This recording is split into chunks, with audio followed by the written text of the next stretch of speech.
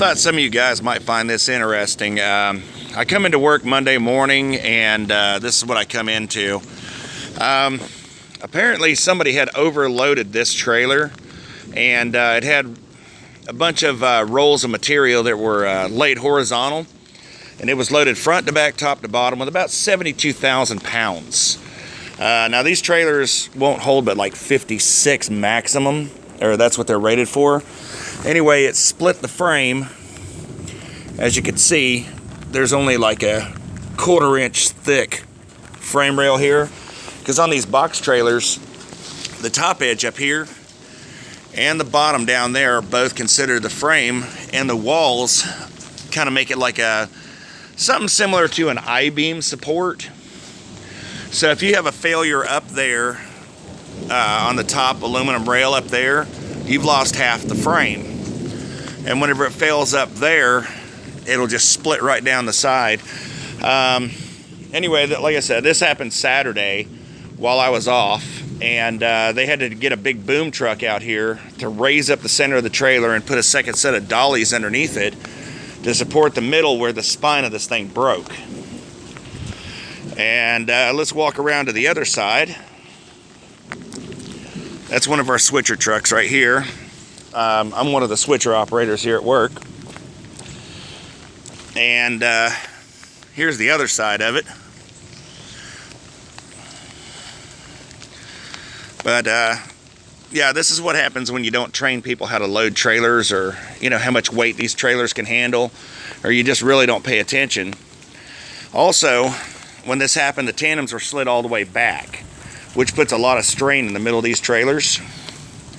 And if they just slid them all the way up when they pulled it out of the dock, it had taken about 3,800 to 4,800 pounds out of the middle of that trailer and helped support it. But when the spine broke, we also folded up the landing gear. Now let's walk around here. Sorry, it's raining out here and everything, but let's walk through here, through my office, and we'll walk in the back of the trailer, and I'll show you some more of the structures on these trailers. So just bear with me for a second.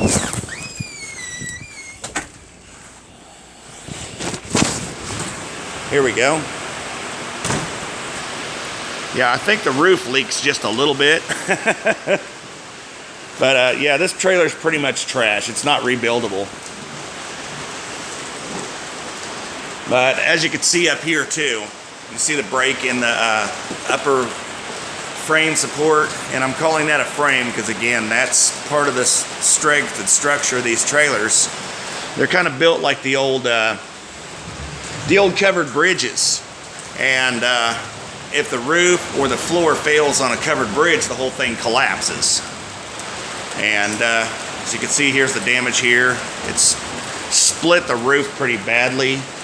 The walls are bowed in on it, and you can see some of the inner supports for the walls that gives it extra structure there.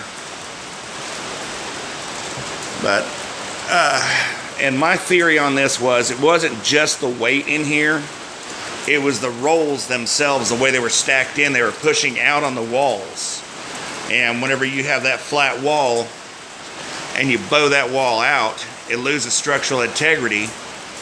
And then of course it popped the rivets out of the cross beams for the roof in a few places up here, which allowed it to continue to bow out more and then collapse and fail. And now let's walk back here and I'll show you what all was in this trailer. I mean, it's just ridiculous.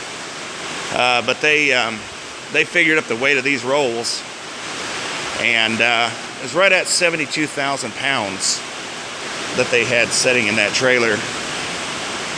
I don't want to show you guys too much here because this is at work, and I don't want to get in trouble for, taking too much video of inside this warehouse. But we're just about back here where the rolls are. And here's some of the rolls. And it goes all the way back down through there. And they're double stacked here. I mean, that's just a ridiculous amount of product on here.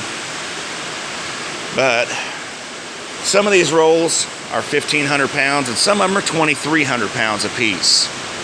And that's just a massive amount of weight to be putting in something, especially a trailer that was built in 1996. So, I mean, the trailer's old. It's had a lot of stress in it over the years. And to put that much weight on there was just ridiculous. I'm just glad that I wasn't the one driving. Whenever it collapsed, that would have been really scary. But from what I understand, it happened about 3 o'clock in the afternoon, and they finally got it moved about 10 o'clock at night. And it was blocking the road going to the parking lot. But here's another view of the collapsed interior. Anyway, I hope you guys enjoyed this.